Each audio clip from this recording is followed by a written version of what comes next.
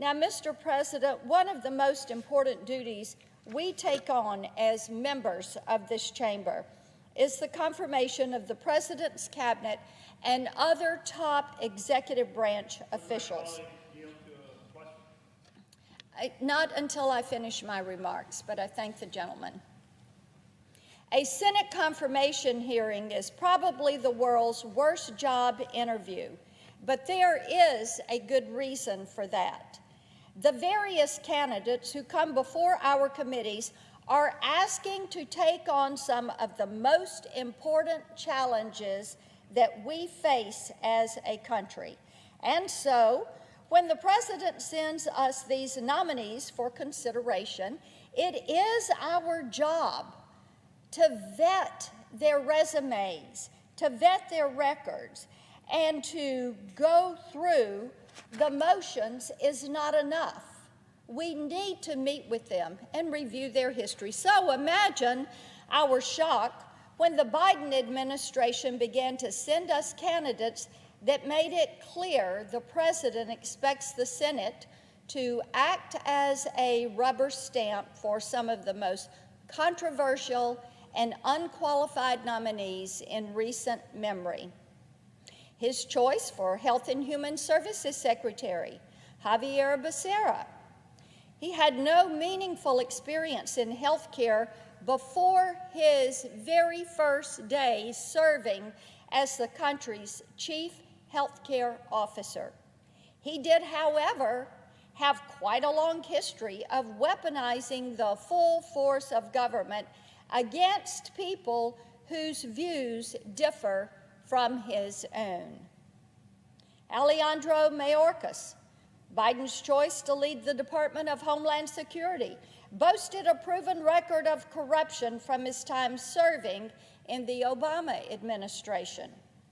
An investigation by the Inspector General for the Department of Homeland Security revealed that Mayorkas abused his position as the director of USCIS to help politically powerful friends violate immigration laws.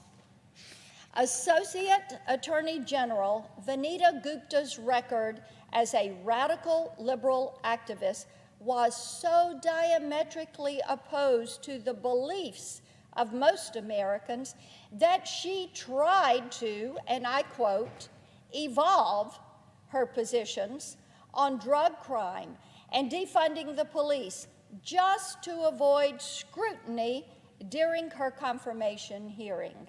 Of course, by evolve, I mean she outright lied about her positions. And Mr. President, there have been many that have stood on this floor and have challenged her nomination. Another, David Chipman. This is Biden's pick to lead the Bureau of Alcohol, Tobacco, Firearms, and Explosives. He is so anti-Second Amendment, he has endorsed policies that would effectively ban all sporting rifles in the United States. He has no respect for the constitutional right to bear arms, no respect for the nearly 20 million Americans who hold a concealed carry permit, or the 15.5 million Americans who hold hunting licenses. President Biden chose the anti-gun lobby over the American people when he nominated Chipman for this post. President Biden's parade of genuinely unacceptable nominees continued this week. Today, the majority leader has decided to move forward with the nomination of Donald Remy to be Deputy Secretary of Veterans Affairs. If that name sounds familiar to you, it's because you've heard about Mr. Remy's work in other controversial contexts. He serves as the NCAA's COO and Chief Legal Officer and was the architect of that organization's restrictive policy against name, image, and likeness compensation. Between September 2018 and August 2019, the NCAA spent more than $26 million defending an NIL business model that the Supreme Court recently described as patently and inextricably stricter than necessary. Mr. President, it was a 9-0 decision by the U.S. Supreme Court. The $26 million, where does the NCAA get that money? From colleges, from universities, from student athletes. That is where the money came from, and it was used to defend this lawsuit. But let's not focus on this one policy governing NIL compensation. We need to keep in mind that Mr. Remy was comfortable using his training as a lawyer and his considerable power as a top NCAA official to maintain the culture of exploitation that defines modern college athletics. Mr. President, I'm not sure what led President Biden to believe that Mr. Remy could help lead an agency notorious for its own brand of careless exploitation, but whatever the reason, we have a duty to get in his way. For our veterans, decisions can be life or death. I have objected to his nomination since I came through the committee. And quite frankly, I think it's a shame that President Biden refused to nominate someone who could demonstrate an ability to earn back the trust so many veterans have lost in the VA system. Our veterans that have served this nation honorably deserve better choices. They deserve at least that much from their commander-in-chief.